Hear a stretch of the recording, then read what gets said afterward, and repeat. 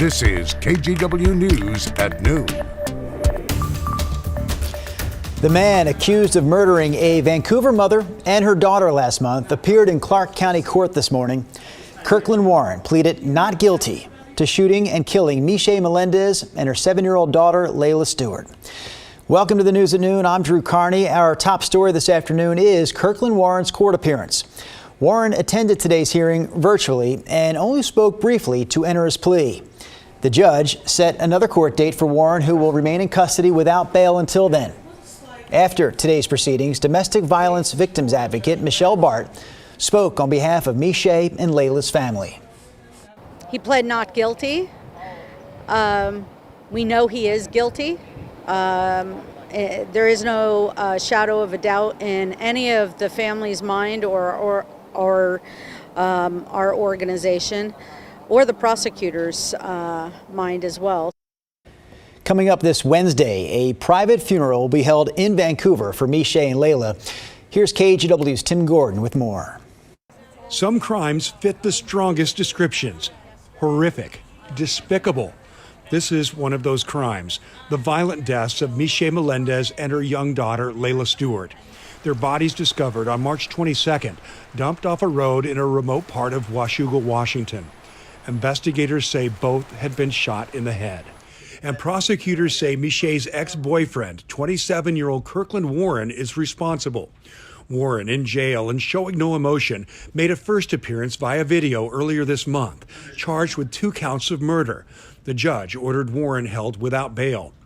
After the hearing, domestic violence victims advocate Michelle Bart described how loved ones were doing. They're still very numb, very angry, and so brokenhearted, like any other family would be in a time like this. From the family to the larger community, this tragic case has brought many tears. At a vigil at Vancouver's Esther Short Park the weekend after Nyssa and Layla's bodies were found, hundreds came out to remember and honor them, including Layla's classmates. We really want to honor the family and make sure they get lots of support for that Layla and her mom is gone. The vigil was also a call to action to fix a system that many feel failed the mother and daughter. Warren was out on bail from a long-delayed murder trial in Arkansas. And here in Clark County, despite a domestic violence restraining order for allegedly shooting up Nyssa's apartment, Warren was not monitored with available GPS tracking. We have to focus on the here and now, and in regards to Nyssa and Layla, we're going to get justice. Now on Monday, Warren will appear in court again for his formal arraignment on aggravated murder charges. And as the wheels of justice turn, on Wednesday, a large but private funeral is scheduled for a mother and daughter. Organizers tell us Nyssa and Layla will be buried in the same casket, together, forever. Tim Gordon, KGW News. All right, just a few hours ago, police arrested the man they say shot and killed a police officer this weekend in eastern Oregon. It happened in the small town of Nyssa in Malheur County, right along the Idaho border. Police arrested this man right here, Rene Castro, just before 8 o'clock this morning.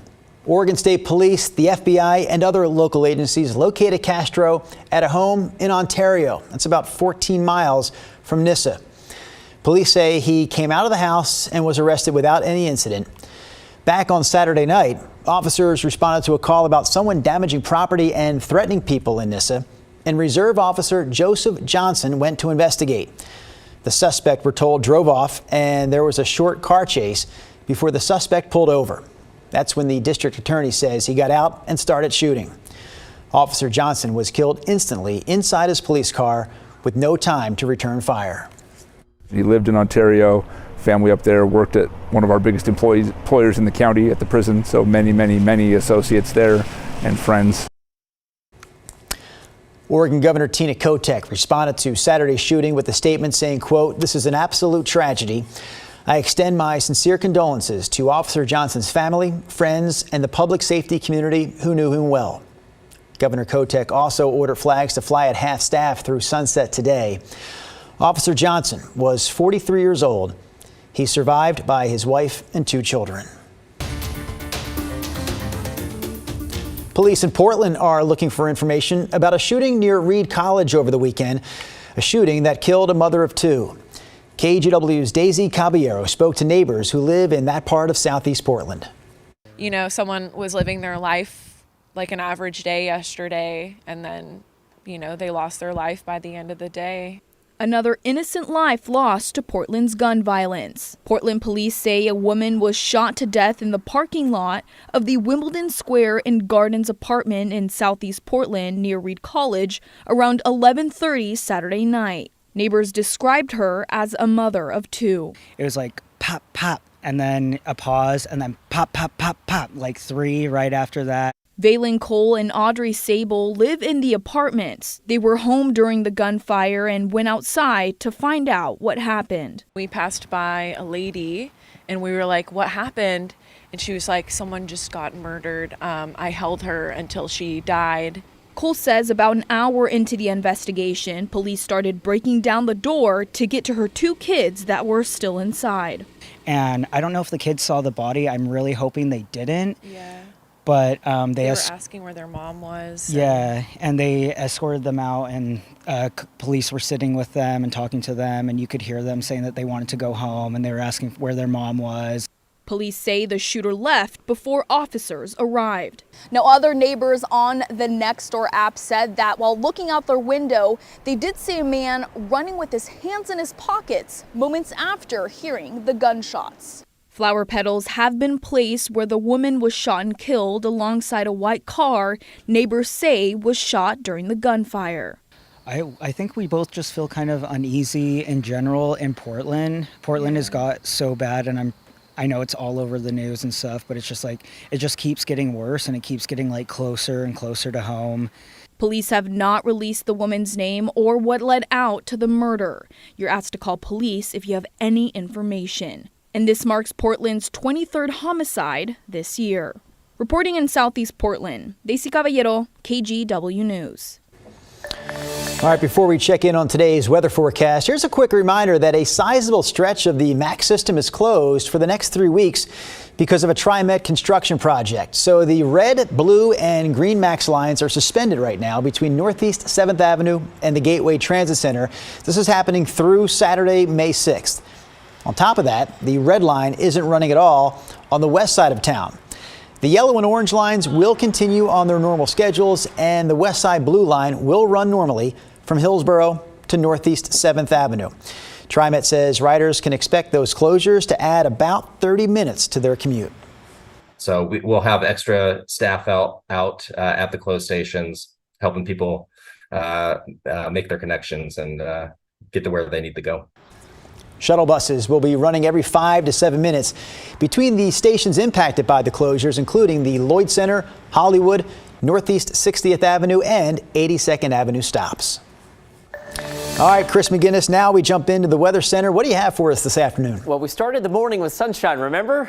That's gone. It's raining, and in fact, the rain has arrived nearly right on schedule. It is raining right now in downtown Portland. It is raining in Longview.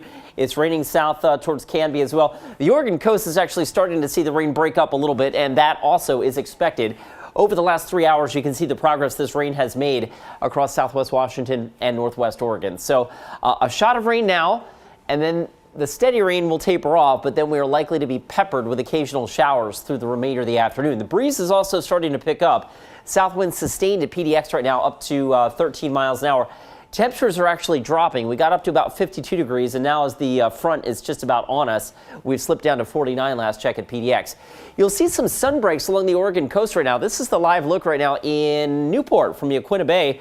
The front has passed through, so they're into the shower and sunbreak routine that I think the rest of us will begin to see heading into the afternoon. So rainy, breezy right now, and then showers, sunbreaks, and yes, even a rumble of thunder and a little small hail possible as well. A little bit of everything in the forecast this afternoon, Drew, and temperatures holding steady in the low 50s. All right, Chris, we'll get that full 7-day coming up here in about 8 minutes. But right now, we want to jump into the reminder that tomorrow is tax day. And if you're a procrastinator when it comes to filing, you're definitely not alone. A study conducted just last year found that 1/3, 33% of all Americans usually wait until the very last minute. Tomorrow's deadline includes some local taxes like Multnomah County's Preschool for All tax.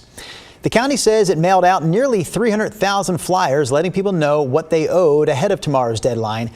If you didn't get one of those flyers, it's possible that you're one of the more than 90% of residents in Multnomah County who are exempt from that tax. We're back with more news at noon in just a moment.